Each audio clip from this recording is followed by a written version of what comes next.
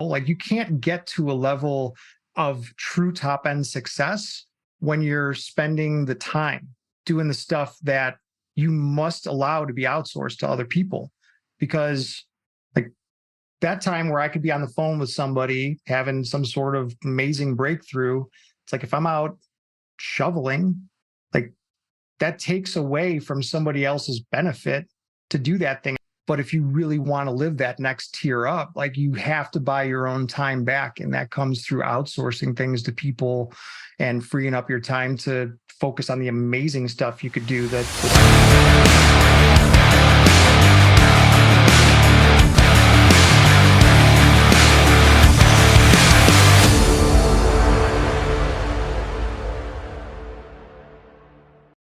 Welcome to the Cash Flow Fight Club podcast in the Champions Corner edition. I'm Mike Deaton, and together with Lygia, my co-host in life, business, and this podcast, we're taking you into the training room, deep in the dojo, into the arena with the masters of their craft, and sharing the secrets of what it takes to forge a champion. We're digging deep into mindset mastery, high performance habits, best in class behaviors, and the tips and techniques that maximize human potential, all brought to you from some of the best in the business. So grab your buds and your seat, hit subscribe, and get ready to up your game. Let's do the show. Let's do it.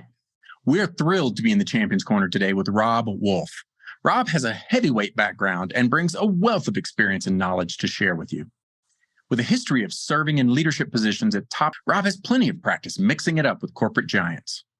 And as the founder and CEO of Wolfe Strategic Consulting, Rob's a true knockout artist when it comes to optimizing performance and unleashing the full potential of both business organizations and individuals.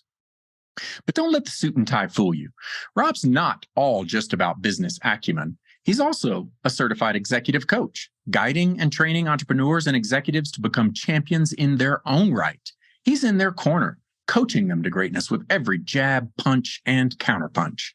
And when he's not busy maximizing the performance of the elite, you can find Rob under the hood in his own garage, working on high performance horsepower with cars. He certainly knows how to fine-tune performance in many areas. So get ready to take in some world-class knowledge and insights. Get ready to be inspired, motivated, pushed to your limits. Get ready to pick up some great nuggets from Rob as he steps into the Fight Club arena to share his views on peak performance, mindset, and the secrets to success. So without further ado, let's give a roaring welcome to Rob Wolfe. Welcome to the show, Rob. Absolutely. It's great to be here. Yeah, so we're kind of doing an alternating format. We do matchups like we talked about where we pit a couple of business ideas together and debate and have a bunch of fun and pick a winner. And then we do these types of episodes where we talk to an expert or somebody more about mindset, best in class behaviors, habits, what it takes to be successful. So today we just kind of want to dig into that aspect of things and pick your brain as much as we can. I'm an open book. Ask away. Right on.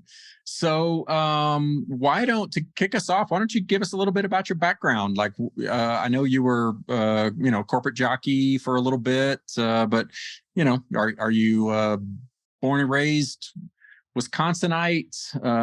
No, Chicagoan. Bitter rivalry.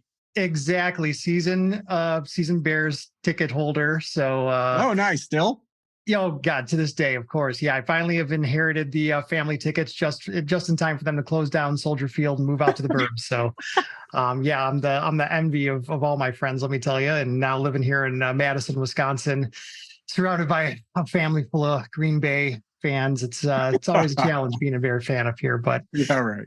Yeah, born and raised in Chicago. I went to University of Illinois and was promptly asked to leave and not come back for a little while. So I kind of farted around a little bit and just sowed my wild oats as a youth, and then ran across a family friend who happened to be the CTO at a value-added reseller in Chicagoland, which for those of you that don't know, in the technology space, there's people that sit in the middle of businesses in these larger scale technology platforms like Microsoft and Citrix and Cisco, the things you see on the side of a race car, and go, what is that thing? What is a dark trace? And then you go look it up. It's all tech companies.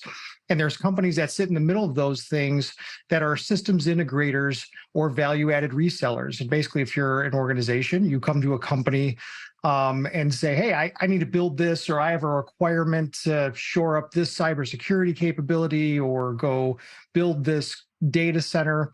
And I would be the kind of architect you would come to go build something like that. So when I started off at this organization as a pup, I was 23 when I first got to work there. And it was great because I found my first mentor then, and that was the CTO. And, he saw a little spark in me and said, hey, you should go manage the internal IT here. And I did for a little bit, and they figured out that, okay, you're good at reading the manual. We'll go send you out in the field to go, install some stuff where you read the manual a little bit more, but you happen to have to do it in front of customers and you can't screw it up. So that kind of led to figuring out what is it to build technology. And I've always loved computers and didn't know that there was a job just out there just building technology for other people. And that led me for the first half of my 17-year career with this organization was on the architecture side. So taking large scale ideas from businesses and then implementing technologies to solve their business problems. I lived in downtown Chicago at the time, traveled the world installing technologies for cool companies and just kind of lived the dream. And that took me out to San Diego in 2010, where they were building the hospital of the future. And I was good at building telecommunication systems. So I built one for this beautiful hospital in San Diego. And of course I said, I'm not coming back. What do I need to do? And that's when I met another mentor. He said, look, Rob, you need to start selling stuff.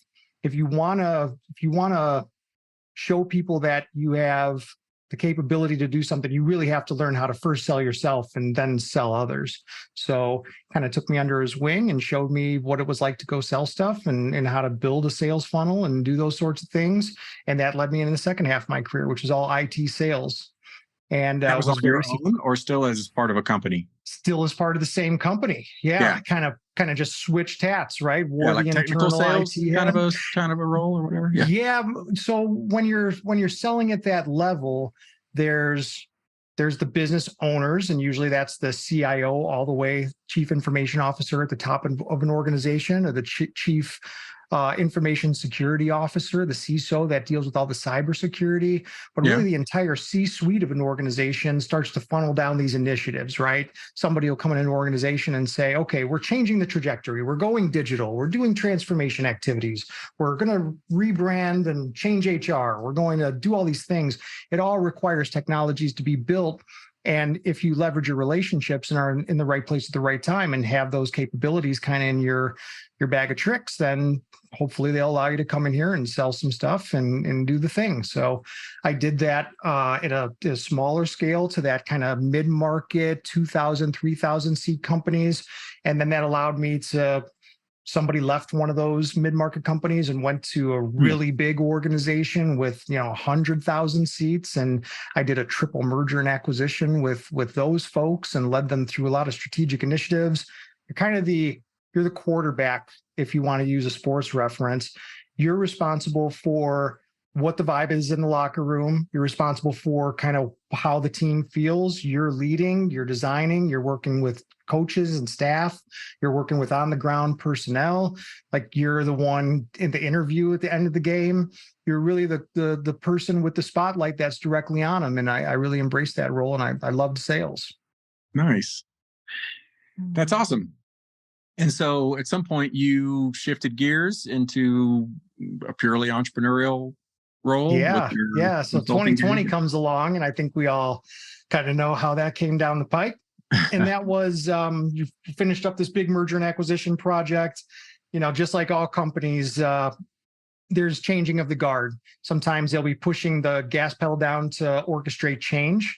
And then after that change is completed, they'll bring in new people to come in and stabilize, trim fat in an organization that is, let's call it a couple $100 million value-added reseller, is not going to be able to compete with other billion-dollar organizations in a structure that big. So you're going to get cut. We got cut out of there. And then you take a look around and go, Oh, that was a lot of work I did. I got rewarded handsomely, but I know what it took to put into that. Do I really want to build this again for somebody else, or do I want to oversee a team of salespeople? It's kind of not my bag, and that's what I'm being asked to do. So kind of orchestrated my own layoff, and we parted ways amicably. And I was able to kind of take COVID and figure out what was going on in my life.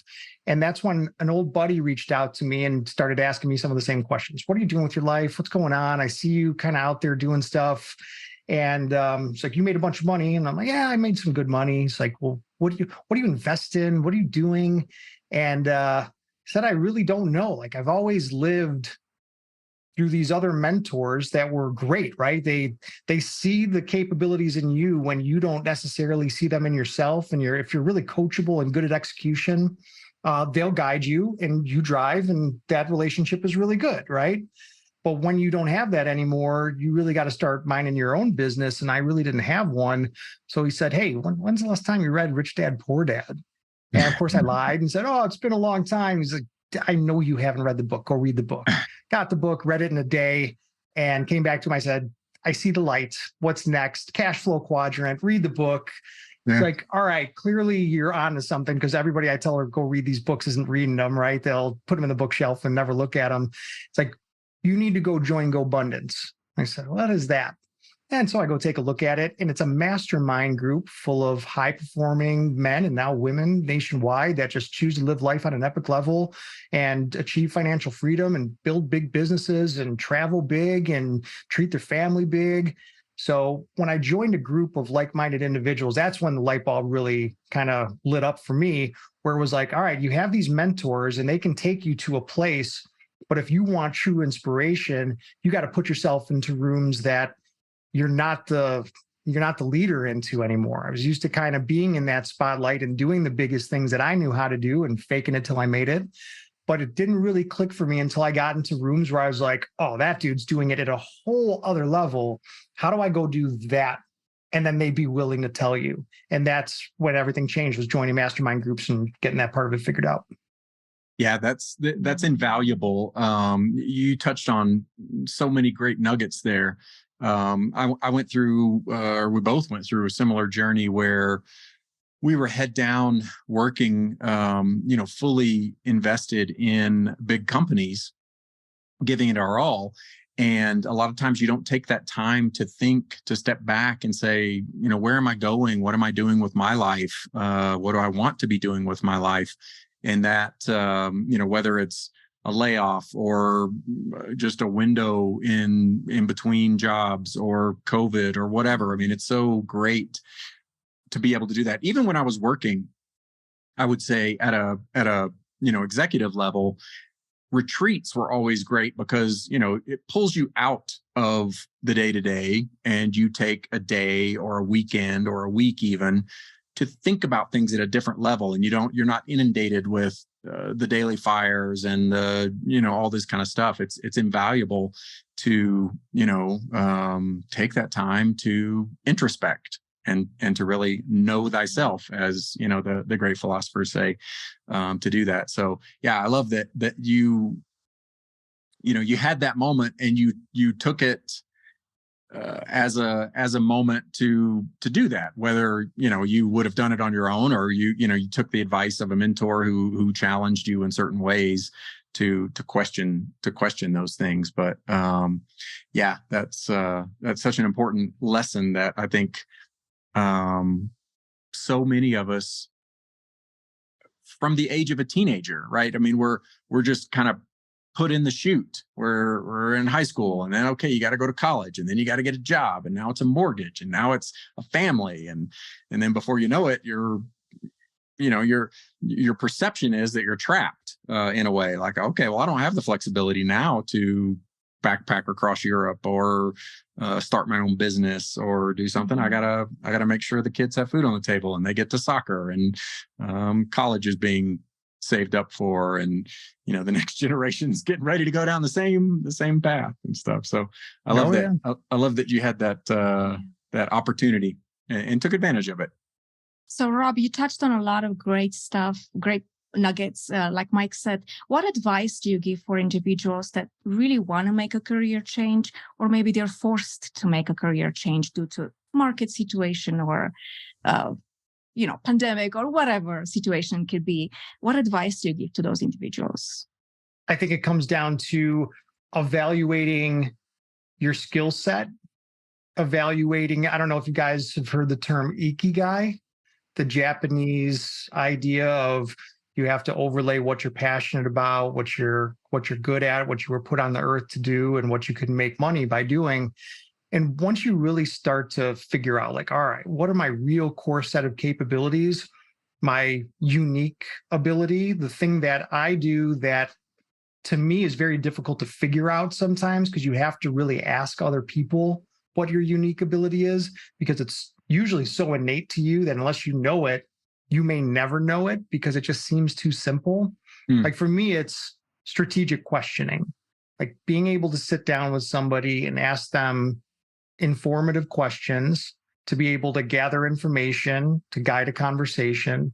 Like for me, that's my superpower. And I never really understood that until I started asking a bunch of people, like, hey, I'm trying to figure myself out. Like, what do I do that's different than what do you see in me that I don't see in myself? So I think like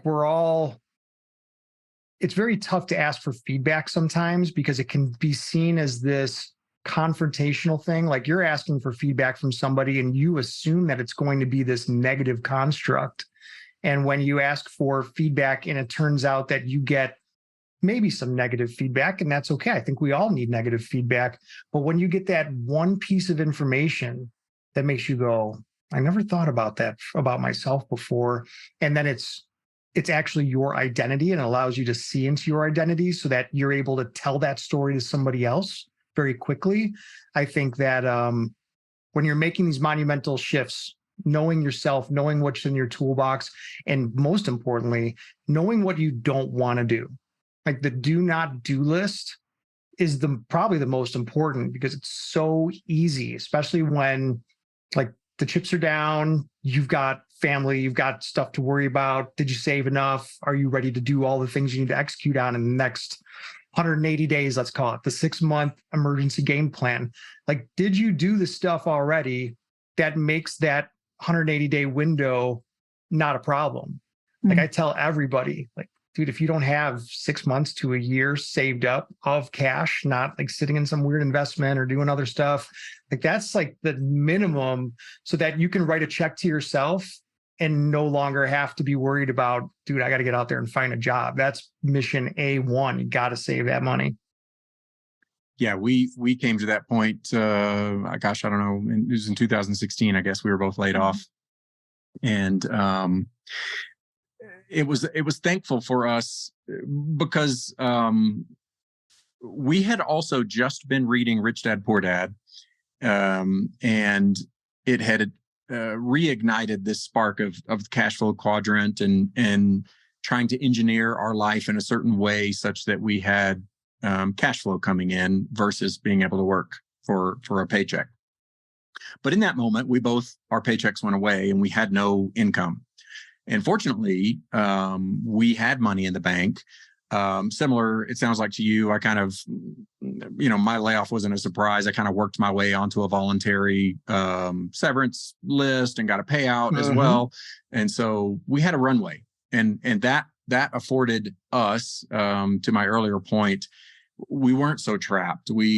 Kids were out of the house, and so they were kind of taken care of. We had some money in the bank. We had means at our disposal such that we had a few more degrees of freedom to be able to ask those questions and take action on it.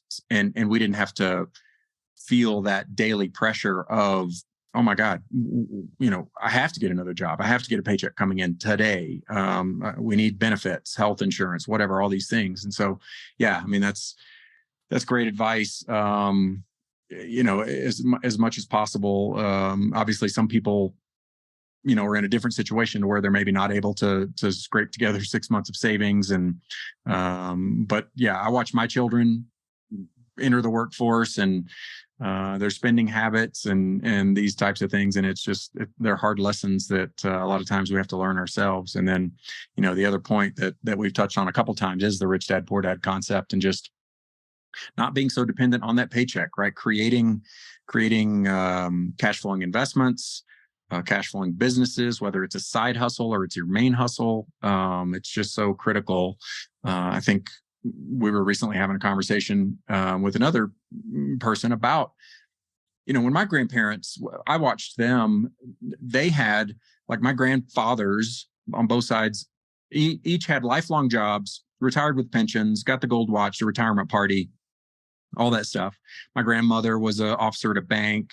She did the same thing, retired, pension, all this stuff. I mean, that was job security, and they had job security. There really wasn't the threat of a layoff. Companies just didn't do that. Well, now, the script has been flipped, and there's not much in the way of job security anymore. The more secure thing is to really control your own cash flow and to be in charge of your, whether it's a business or rental properties or whatever, that you have a lot more control over that you can at the end of the day. And I think it's really, really quite a change in the course of a couple generations here. So let's double click on one thing there. The one thing you are in control of in a place where loyalty from a business to an employee is very poorly rewarded, because now employers understand that you're probably going to have an employee for a year to 2 years, and that's probably going to be it. There's a reason for that, right? Like, they've set up the game to be played that way. The one thing that you can do immediately to change your entire outlook on that is to job hop and understand that that is a game to be played, and that there's an exit strategy. And the goal of the game is to get into the position with the highest rewards, with the best benefits, and play that game as long as you can, or as long as you need to, until you now fill in that missing cash position, right? Like, if you don't have that savings built up because you're like, man, I live in a high cost of living area and I just can't figure it out. Like, there's only two levers you could pull. You can start eating ramen and pull the expense lever, or you could pull the I'm going to go make more money lever. Right. And you could do that in two ways: work for somebody else and change jobs and go get more money, or do the side hustle game and figure that part of it out too. But it's all time to value, right? If you do the side hustle, you're going to be doing the side hustle most likely. It's a hustle either way, right? You're either ramping up your own business and running the show and bringing in the money that way, or even job hopping is a hustle, because you got to be networking and making sure your skills are there, and going through the interview process and getting jobs, and and or both. But yeah, either way, there's some hustle involved in getting to where you want to be. Yep. Except for the few lucky ones that either born with the silver spoon or you hit yourself to a company that just explodes and you become Dellionaires was kind of the one when I was coming up. There was a lot of people I was working with started working for Dell computers in the early days, and got huge payouts, and it all clicked into place. I was never part of that lucky crowd. And it's because they found somebody to hitch their wagon to. Yeah. They found where you need to hook the reins in, and they got themselves a set of reins, right? The people that I know that make the most money in tech support the most obscure products. And they don't work a whole lot. They know they get parachuted in to support this old thing or this really new thing. And the stuff in the middle is the stuff nobody cares about, right? You can Google that stuff. But figuring out like what your niche is and where you can, like Warren Buffett says, right? Every single yearly meeting at Berkshire Hathaway says the same thing. Hey, if market's going down, where can you invest that's going to be safe? And it's in yourself. It's leveling up your own set of capabilities, figuring out like, what is that one skill that if I learned that skill and I walked into an interview, they'd pay me 20 grand more than the next guy. That's all you're there to figure out. Yeah, I love that. And that's definitely a topic of conversation we wanted to discuss with you today. I mean, we met in Strategic Coach, and one of the tenets there is obviously investigating and exploring our unique abilities. So you mentioned getting feedback from others, which is, a gold mine there, really, just because a lot of times people will have insights, that, as you mentioned, of things that just seem natural to you that maybe you don't think anything about. What are some other tips, techniques? I don't know if you go through a similar type of process with executives that you work with, or other things there. I mean, what are some other ways in which you can help clients or yourself identify some of those unique abilities? Because I think it is important for everyone to explore in some fashion. Yeah, I've been a strategic coach about a little under a year now, but I've been following Dan for years at this point. Like right when I figured out year 2020, like now the Wolfe Memorial Library is filled with hundreds of leather-bound books from various people to try to figure out all this stuff, right? So as you're plowing through books, Dan Sullivan, you reference, right? The founder of Strategic Coach. Yeah. Yeah, exactly. And it's like everybody knows Dan. Everybody's read or heard somebody talking about a Dan Sullivan book at some point, the Who Not How and all these other books. The one thing that they referenced very early on, just through reading literature and listening to Ben Hardy and some of these guys, was Discover Your Unique Ability 2.0, which is a book set that you can get off of Amazon. I think it's $50 or something like that. It comes with a spiral bound notebook and the book itself. Yeah. And it takes you through a process of discovering what your unique ability is. I had literally no idea, right? It's sitting right in front of your face and you're confused and you just left your job and you're all wound up about things.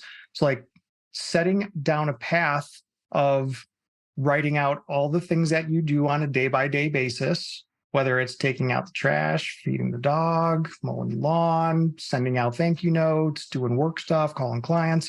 It's like when you start writing that stuff down on business and personal, and then you start checking off the list of, I should be doing this stuff, I should be outsourcing this stuff.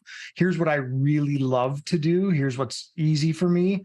Like I could sit on podcasts 24/7, right? And talk with people like you. I love this stuff. Yeah. So like communicating with other people is something that I like to do, sharing interesting things and having these types of conversations. Love it. So it never really occurred to me like, hey, you could be a coach. And I know it sounds like everybody's a coach these days. I think that was one of the things to have to get over initially, but I have a lot of interesting skills that other people don't have. And when I put them together in a way that's consumable for other people, and I can pick apart, like give me 10 minutes and I can usually find the one thread that we need to pull all the way out. That's going to solve at least like a big chunk, a 10, 20% chunk of, I got issues. Can we solve one of them? Is this a big, hairy one? And let's get after it and find a proposition to move forward. Once I figured out that that's what I was really good at and that's what I love doing, it made the world a lot easier to live in. Yeah. Yeah, it's so true. Yes, that whole task of identifying the list of activities that you do. And, you mentioned earlier in the call, or in the show, that stripping away the negatives or the ones that you don't like to do or that you're not particularly good at, is as much or more important in order to find, those few that really do make you thrive as a person and give you joy, and you're going to be so much better off in that way. I think from birth, we get so many things put on us in terms of expectations and labels and different things that stripping away of all those things is almost essential, because we do get so caught up in what other people are labeling us as or thinking about us. And yeah, that's awesome that you found it, and definitely makes a difference when you are putting more of those activities in your day. You're a different person. You brought up what I think is the most important part, which is, how were you brought up? Where did you learn this? You must do everything yourself. You must take out the trash. You must mow the lawn. It's like you get these imperatives that when you look at highly successful people, like you can't get to a level of true top end success when you're spending the time doing the stuff that you must allow to be outsourced to other people. Because like that time where I could be on the phone with somebody having some sort of amazing breakthrough, it's like if I'm out shoveling, like that takes away from somebody else's benefit to do that thing. And where did I learn that from? Dude, my dad still mows the lawn, he's 80 plus, mows the lawn today, shovels everything himself, refuses, and that's cool. And that's his lifestyle. But if you really want to live that next tier up, like you have to buy your own time back. And that comes through outsourcing things to people and freeing up your time to focus on the amazing stuff you could do, the $100,000 an hour stuff that if you're working on your business or helping somebody else, that they just can't get anywhere else. The sweet sauce. It's really that paradigm shift, that it's not a cost, it's an investment. At least for us, for me, that's the blockage. Oh, I'm paying left and right. I'm leveraging. I'm paying all these people. And it's actually an investment when you have other people doing the things that you don't like to do or you're not that great at doing. It's an investment. It's not a cost. If you use it that way, right? Yes. Like if you're just paying people and you're watching TV and doing whatever, then it's an expense, right? You're not exercising your unique ability and you're just spending money. I think that's why you have to understand, what is it that I can do that really generates transformational impact or significance there and use it. Well, it's interesting that you say that, right? Most people will say, I'm working really hard and then I'm keeping the lights on in my home life and I'm watching my kids and I'm doing all the stuff.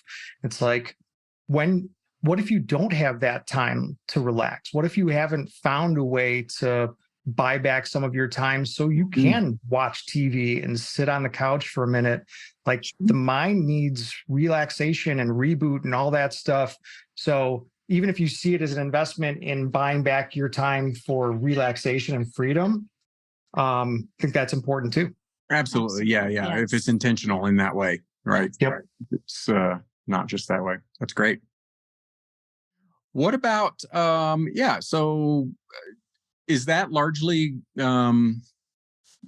what you deal with when you do your executive coaching business? Are you, I'm assuming there may be more business problems. Are you looking at more personal things or a mix of both, or how is that? It's always a mix of both because everybody's got a mix of both. And usually they're intertwined by one very specific thread that's up to the coach to figure out, like, what is this thing, right? There's this common denominator of a cycle that's happening. And how do you find where to break that cycle? And then how can you put somebody on a new path that teaches them a new habit that gets them out of that cycle? That's the most important part. Yeah. Those are great. That's something we talk about regularly is how to instill those habits. What do we want to stop doing? What do we want to start doing? And just continually working on one at a time, knocking them down, and just making steady, as the saying goes, 1% improvement every day. And over the long term, it compounds. And you really, when you look back 1 year, 5 years, 10 years, what a difference things have been. You would not believe the amount of people who, like, we all know this stuff. You get to a certain level and it's either you're ignorant to something, meaning you just haven't been exposed to it, or you know it as fact, but you just refuse to do it for whatever reason. And figuring out what that reason is that you don't want to do it, it's like writing down your goals. Like you can believe in a morning routine, you can believe in an evening routine, however you like, but the reality is that the most successful people in the world write down their goals and then they check them off as they get through them. And like, I've gone through some of the most intense goal setting and most programmatic approaches to goal setting, gone through some of the most simplistic and easiest ones. The one that I turn back to time and time again, which is the simplest one, is what are the 3 things I'm going to do this week? Like if we're doing a weekly goal setting, like intentions for the week, what are the 3 things I'm going to accomplish this week? And what 3 things under those do I need to do to push the ball forward to get those things accomplished? And then you can schedule those things out and time box those things appropriately. And if you hit all of those things, then we're going to figure out like, all right, are your goals too shy, or are you executing appropriately? Where do we really need to be? But the amount of people who know that they have to do this type of exercise and refuse to do it is very high, abnormally high. Why do you think that is? Because it's so simple. It's the simplest things that always tend to get put aside because they're the things that they think they've made intrinsic to their person. But I believe that it's the mind to pen or pencil connection and being able to empty your mind on paper and then having your eyes see that you did that, you put that there. It's like you committed it to yourself. Like you can sit and think in the shower and dream and do all the things, because that's all they are. Is a dream is just an intention and a goal that hasn't been written down yet, right? Right. The minute you start writing this stuff down and then you really look at it, your mind makes this amazing connection and then it finds ways. Like, we're really good at visualizing patterns and then trying to figure out how to go execute on something. It's like your brain is just constantly thinking, give me more input so I can go execute. Yeah. And when you write down those goals, to me, I believe that that's what happens. Yeah, that's what I was curious.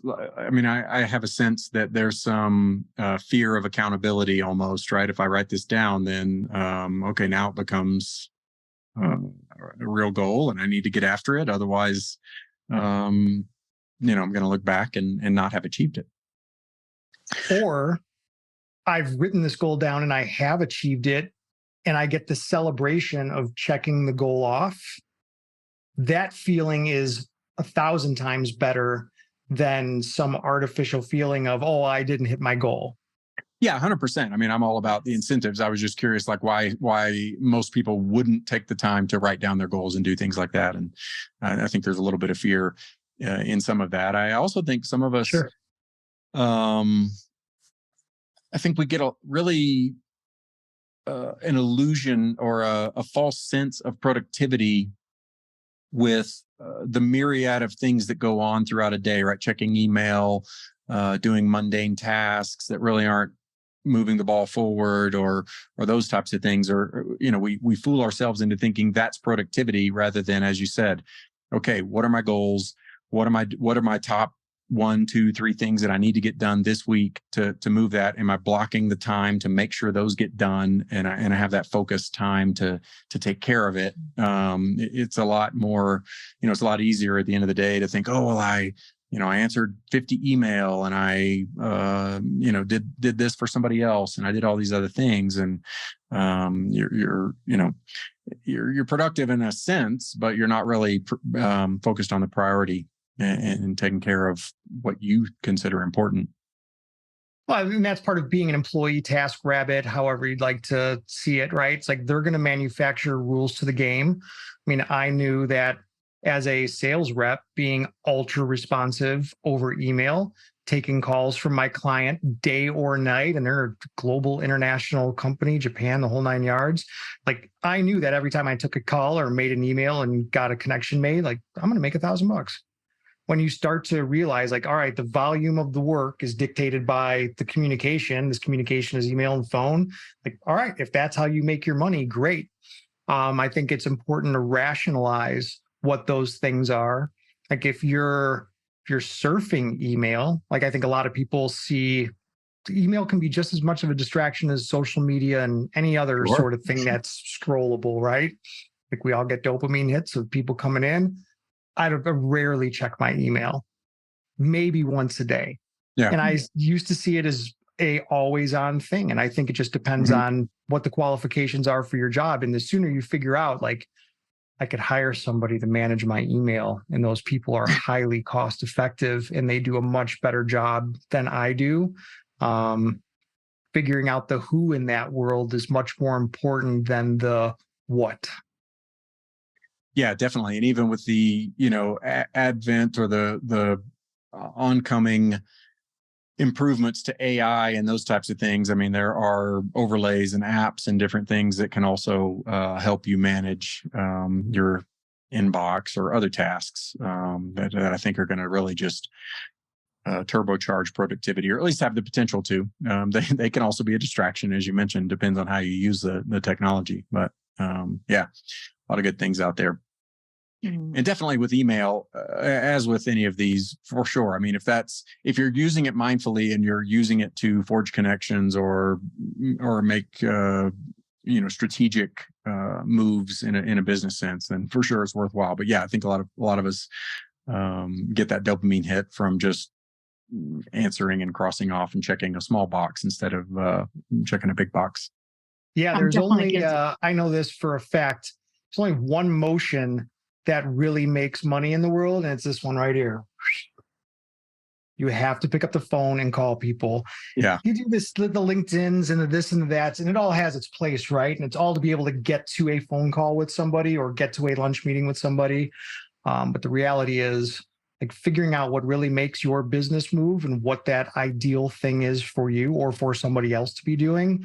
Like, yeah, crossing it off on the do not do list of, I am not going to send out a bunch of LinkedIn messages. I'm not, like, all that stuff gets outsourced. Yeah, there's a saying, and I'm gonna butcher it here, but it's something of the effect of, like, the best kept secret, or the secret to successful online sales is the telephone. Like, just it's not instant messages or DMs or all those kind of things, right? It's a personal connection and getting something done. In that B2B world, 100%. So you've touched on goal setting as a high performance habit, let's call it. What are some other tips or techniques or things that you work with clients on, or even use yourself personally that help you to get to peak performance or kind of some best in class behaviors? Sure. Yeah. So I thought the same thing as you, like, all right, accountability. Like, what if I take this to the absolute extreme? What does extreme accountability look like? How do I find that?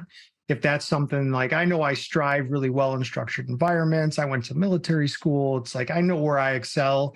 And if I'm put to other things where I'm left to drift, it's like, all right, I'm going to join. My buddy owns a company called The Morning Hero. His name is Jarvis Leverson. Great guy, based out of San Diego. He owns a company and they have morning cadres of people, and mine started at 5 a.m. and you would get on a video call 5 a.m. and you would spend 30 minutes, kind of the first 5 minutes connecting, sharing some of your wins, a short lesson, maybe reading from, a book and going over some book club stuff, talking about where we're struggling at, and then spending the rest of that 15 minutes doing some journaling, planning your day, getting stuff done, sharing whether or not you accomplished the stuff that you were supposed to accomplish yesterday. Very structured environment. I did that for about a year. And what I found was, by having that morning time where it was really structured right away and where you had to interact with people, I mean, it's sometimes at a very low level. You might have just got out of bed or you might be up for half an hour, right? But the reality is, like, you're going to light on fire very quickly. You're talking about stuff that you've been thinking about probably all night. Your brain's been churning. And, like, having that level of accountability to a group of some nature where you are going to be asked whether or not you are executing or not is critical. And then doing it in the morning when it's dark out, so that you're able to, one, kind of see the world lighten up, is always an amazing thing. We live in the craziest planet ever. I don't get to see the sun come up. It's an incredible thing. You should be able to see that every day. And at the same time, like, those morning hours of solitude where you can have really focused direction while other people are not awake in your house, and you're able to drive real hard. Like, once you find out when your ideal times are to work, I used to be a night owl. So I thought that my late afternoons were better, and then there's more distractions at night. You're a young man doing stuff.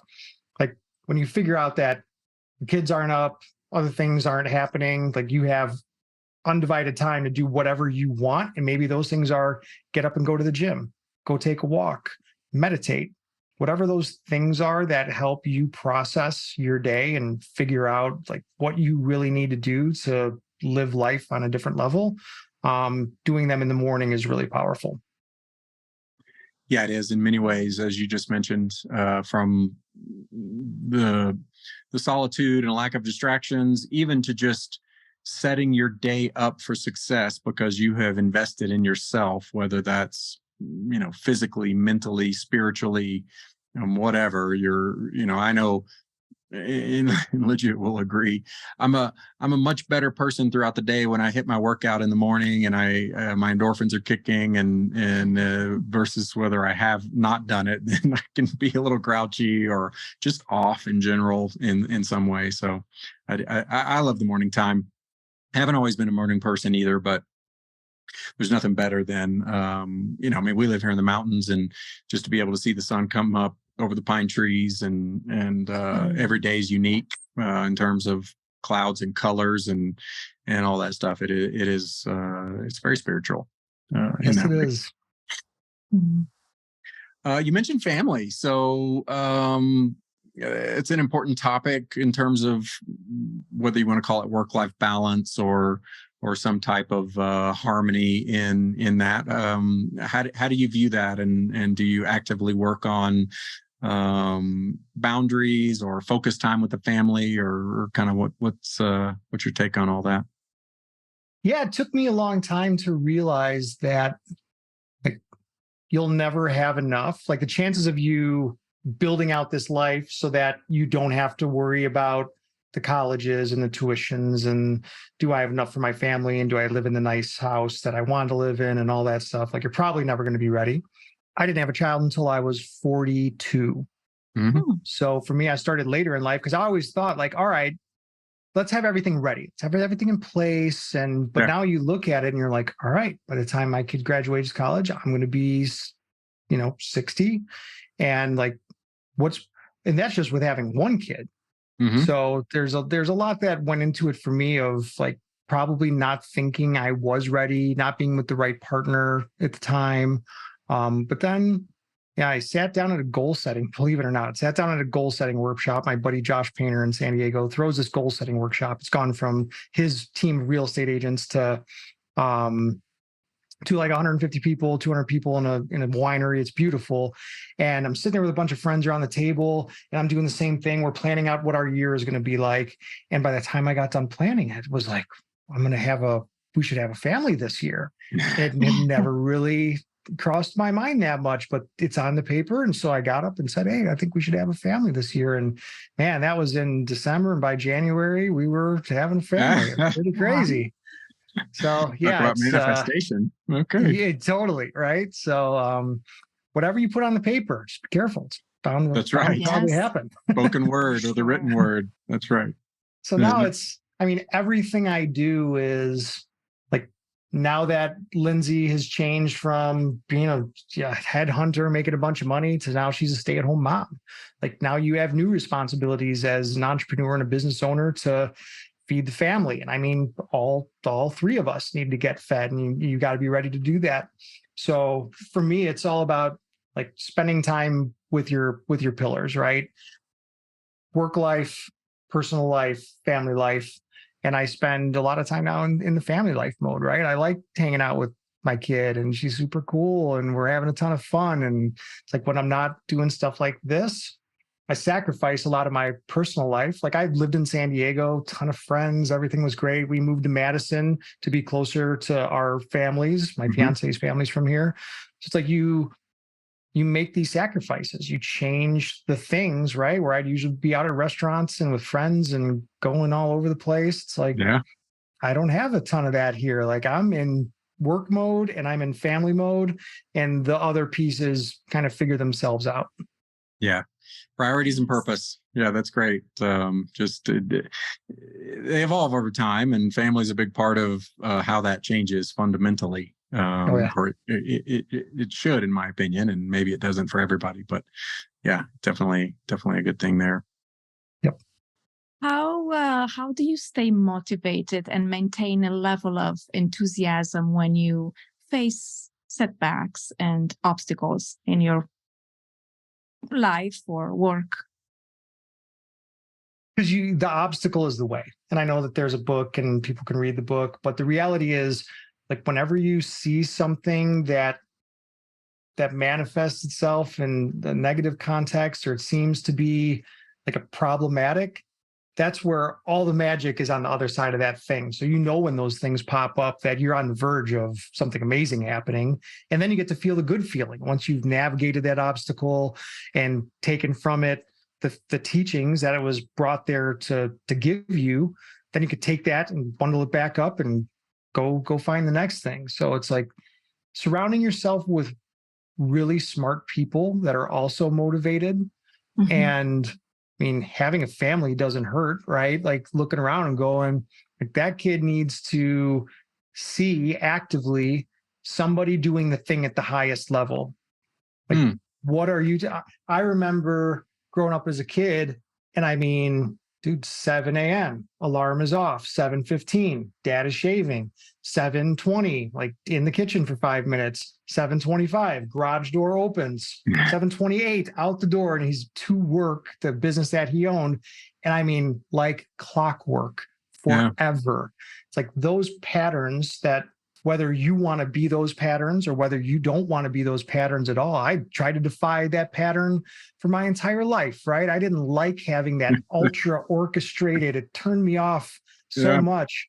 But it's like being those things to other people and showing them that there is a path.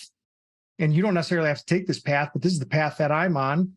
And I think being those things to somebody else and just showing them rigor, whether it's to adhere to something really hardcore like that or not. That's what I'm trying to bring to the table, is like showing somebody that there's another path. You don't have to, like, she might go through school and she might say, I want to be a doctor or an accountant or an attorney. And I'll say, okay, well, you go to college. Or she might say, I want to do what you do, or show me how to do something completely different, or I want to be an artist. I think being able to design a life where I can help guide her through some of those questions as she grows up, and I don't have to be like, sorry, honey, I'm on the phone. Like that's my biggest concern that I'm trying to avoid, is like, how can I spend the time when she's there and wants to interact with me? Because I know that there's going to be a huge chunk of time as she gets later in her adolescence that's not going to be the case anymore. It's so true. Yeah, that's beautiful. I can appreciate that so much, that kids, as dependent kids, pre-adolescents and pre-teens, they just want attention, really. They just want time with mom and dad, and that's the time that they want it. So yeah, there does come a time in most of that where it goes the opposite way, just as you expressed, right? You witness your dad as a certain role model, and then there's a period of time where you're like, I want nothing to do with that. I want to be the complete opposite. I want to be chaotic. I want to be a night owl or whatever. But and in many cases it circles back. And you, I think at least if you emotionally mature, you see the good in your parents, and okay, maybe you don't agree with everything they did or didn't do and whatever, but we're all just doing the best we can, especially when it comes to our children. And there is no manual. So yeah, I have a lot of grace for my parents. My parents are great. And there were certainly pros and cons throughout, as we all have, but yeah, I mean, I definitely see I take away a lot of the good things that I want to take away, and shifted with my own parenting style as you're doing, just, hey, I want to do a little bit of this. I'm going to sprinkle in some of that. I don't want to do this. But yeah, I think if you come at it, as with anything really, like even in your coaching business, parenting, marriage, I mean, if you genuinely put the other person's interest, equal at least, or even at times a little ahead of yours, then yeah, I mean, it opens so many possibilities and just nurtures that relationship so much more. So absolutely. Awesome. All right. So let's see what else. We're dabbling in the personal life. What do you do? Do you have hobbies, things you do for fun? I'm a car guy. I've got an 86 Grand National that I got. And I love cars. I've always been into Fox body Mustangs. Restoration style, or just this collecting? one is This one is done. Yeah, usually I get stuck on the path of building something. This I bought from somebody that was done. So it's been nice to drive somebody else's Yeah. beautiful creation and not have to work on it too much, at least. That's awesome. Yeah, always been into motorsport, love motorcycles. I've got an off-road adventure bike and love sport bikes. Just like to go fast. I think I saw somewhere that you've done a few triathlons in your day. And No, that's not me. oh, not you. All right. That's not me. Right Trying to on. get better every day at my fitness. That's probably been the hardest thing about having a kid. So yeah, no triathlons for me yet. Yeah, definitely. Children kind of they disrupt the mix a little bit when you're they can dominate the space. And in many ways they should, but yeah. That's right. Good stuff. But yeah, getting back on track for sure has been the older you get, the harder it is. Don't get off track. That's the name of the game. Yeah, tell me about it. So you've mentioned also a few things, some great personal mentors, books, masterminds, Rich Dad Poor Dad, Obstacles Away, Dan Sullivan, obviously. Any other significant call outs in terms of personal mentors or books people can check out or groups?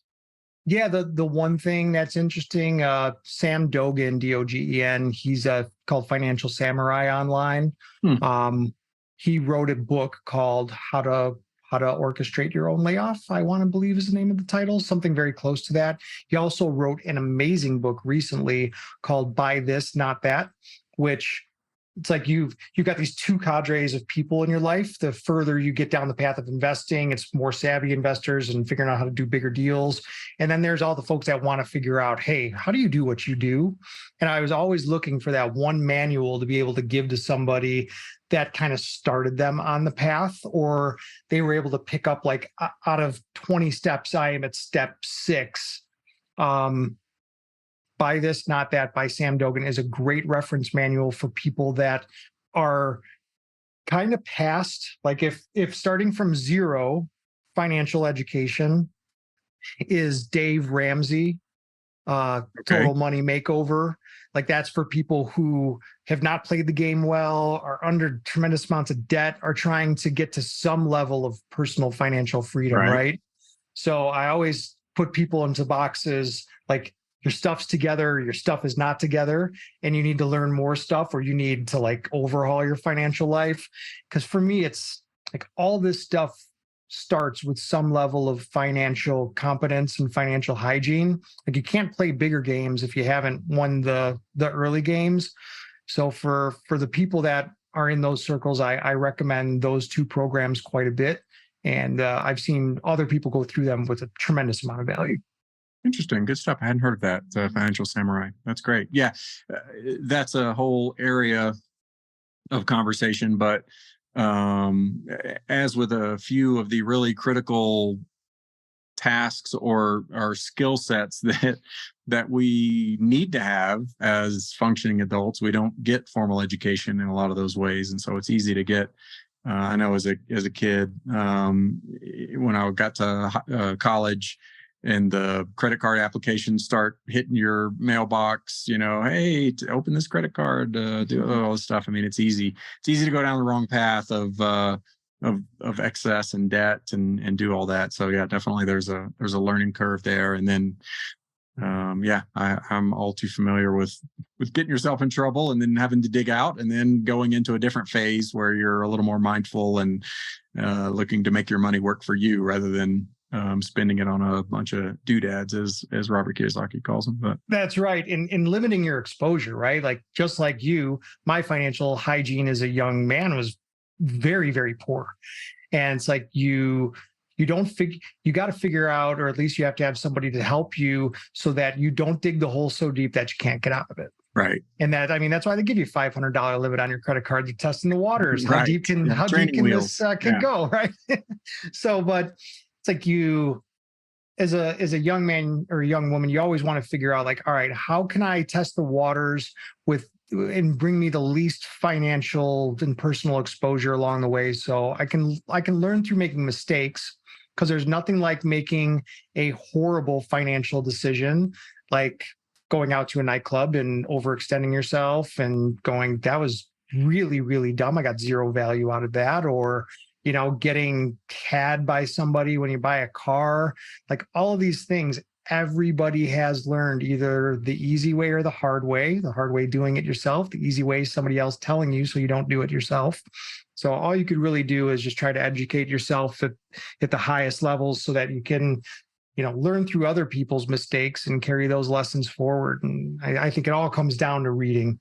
I was not a big reader growing up, and a lot of technical stuff. As you become an engineer, you try to focus in a certain lane. But once I really started getting back into books where these other people are mentors, and then you really figure out who these people are and why their message should be listened to, and then go, oh, they're giving you $1 million worth of game for $19.99. Just read the book and spend the time and invest in yourself. I mean, that's probably what's made the biggest difference overall. Yeah, I resonate with that. I'm a reader. I have always been. My early days was more fiction driven and just, for pleasure. But certainly as I've gotten older and as I was climbing the corporate ladder, it was a lot of business books, management, different skill sets. But I've always found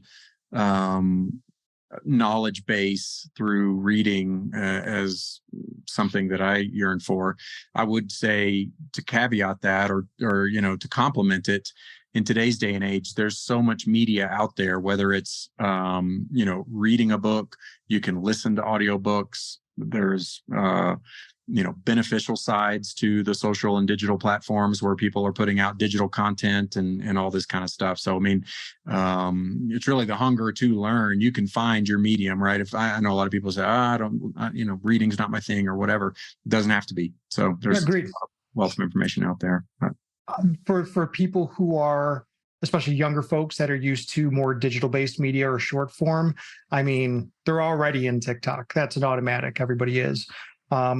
I've learned more on TikTok than I've learned probably cumulatively in my entire life around certain topics, for sure, and maybe most topics. And if you can train the algorithm to look at more interesting stuff and swipe through the stuff that is not as interesting, like it picks up pretty quick, and you can get caught in a rabbit hole of very interesting either motivational content, if that's what you require, or just learning about investing. Like investor talk is absolutely incredible. Use the hashtags, like go deep into stuff, find people who are talking about it, and then look at who's commenting on those and go follow those people. And TikTok is an amazing platform if used appropriately. Sure. Yeah. It's like a crash course of concentrated bite-sized insights. Yes, it is. that it will continue to feed you as long as you the scroll. So true. Cool. Well, this has been some great stuff, man. For the audience that would want to hear a little bit more or get in touch with you, what are the best ways to find you, follow you, any of those kind of things? Yeah, Rob Wolfe on LinkedIn, and wolfstrategic.com for my coaching business. You can sign up for a quick introduction call. I'd love to hear from folks, especially the ones listening to this podcast. They must be really smart people. We'll see. And we do like to end each episode with gratitude. And we would like to know, who do you want to shout out to that you're extremely grateful for? Yeah, somebody that's helped along your way or been a significant impact. I'm going to shout out Jose Linares. Jose is the one that told me to go read Rich Dad Poor Dad. He told me to go join GoBundance. He's given me a wealth of information, is an all-around great guy, and I'm very grateful to know him. Beautiful. Well, we certainly thank you for spending a little time with us and sharing some insights. And it was a fun conversation, and I certainly got some great nuggets. It was great, guys. Thank you so much. I appreciate it. Yeah, likewise. Take care, bud. For those of you joining us today, we hope you enjoyed this time in the Champions Corner as much as we did. Got some awesome takeaways, and most importantly, will take action to continue living your best life and maximizing your potential. Mindset is such an important aspect of life, and when coupled with action, delivers undeniably powerful results. Please subscribe to the podcast to hear from more great guests and get the latest mindset mastery insights and cash flow matchups. Again, thank you so much for investing your time with us, and we look forward to seeing you next time on the Cash Flow Fight Club podcast.